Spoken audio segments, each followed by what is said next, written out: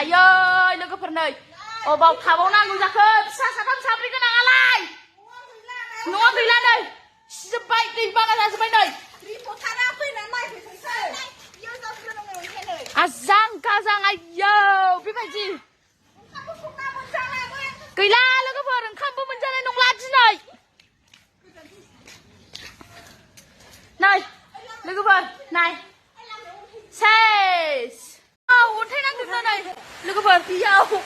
न' सिङावनो नै